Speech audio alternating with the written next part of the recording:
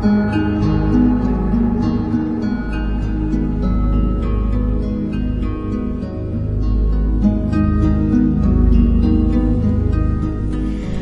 l'avez dit, vous avez eu une formation de terrain à tous les postes, que ce soit à la radio ou à la télévision, et vous m'avez toujours donné l'impression d'une force calme, un passionné, un perfectionniste toujours fidèle à votre éthique. Vous osez et vous bousculez, comme on a pu le voir dernièrement lors de votre interview avec Marine Le Pen sur Europe 1, où vous avez donné une véritable leçon d'arrogance journalistique, ou au contraire très ému et admiratif lors de votre interview de Monseigneur Lustiger. Mais je voudrais savoir, justement, qu'est-ce que vous pensez du journalisme algérien. J'avais dit, d'abord, il est libre. D'abord, il est en état de créativité constante. D'abord, je devrais dire que je n'ai pas de leçons à donner à des confrères qui sont excellents et qui, parfois, ont traversé les années noires en continuant à faire leur métier. Je veux leur rendre hommage. Je pense à ceux du quotidien d'Oran, je pense à El Watan et à quelques autres qui pouvaient se voir parfois menacés et qui ont continué alors que des journalistes ont été assassinés. Non, ce sont des journalistes qui sont extrêmement exigeants.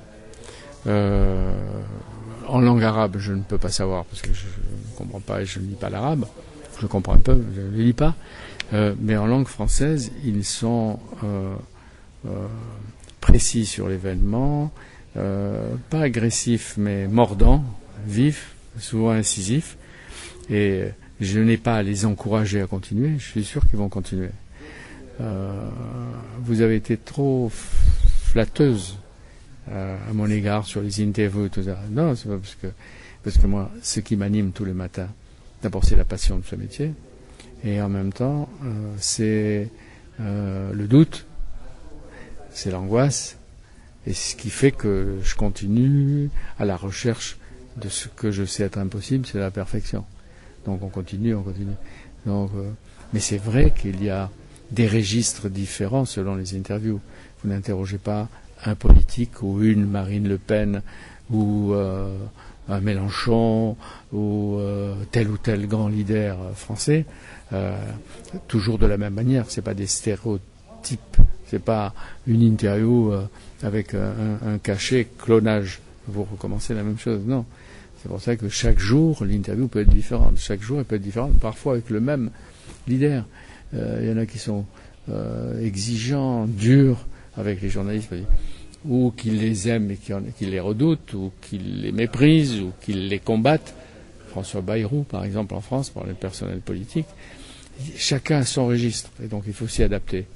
Mais il y a quelquefois des interviews où vous parlez aussi avec le cœur, que ce soit effectivement Monseigneur Lustiger, qui était un peu comme un mascotte. Chaque fois que je reprenais, après une période d'arrêt ou de silence ou de mise à l'écart mon travail, je recommençais avec Monseigneur Lustiger.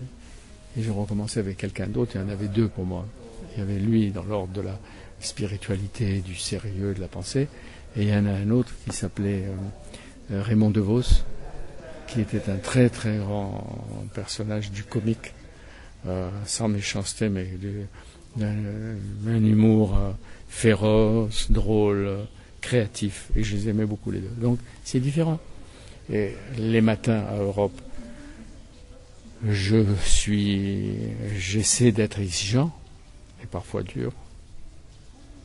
Quelques-uns me le reprochent, mais quelquefois dur, à l'égard de tous les partis, avec l'inconvénient que quand quelqu'un de droite nous entend interroger quelqu'un de droite en France, il pense qu'on est de gauche.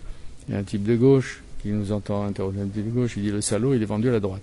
Mais enfin, au bout d'un certain temps, vous apprenez l'indifférence. Et il y a l'émission Bibliothèque Médicis, où là je peux inviter les gens que j'aime, promouvoir des talents parfois inconnus, essayer de sortir des auteurs, des écrivains qui sont passés inaperçus alors qu'ils font des œuvres peut-être plus fortes que ceux qui sont à la mode.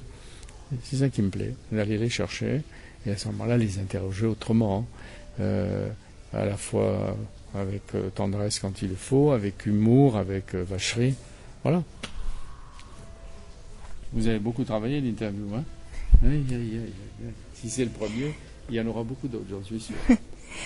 Lors de votre interview sur la chaîne Catégo, il y a une phrase que vous dites et que je trouve magnifique, qui est « Toutes les symphonies sont à finir ». Je voudrais savoir quels sont vos projets d'émission à venir.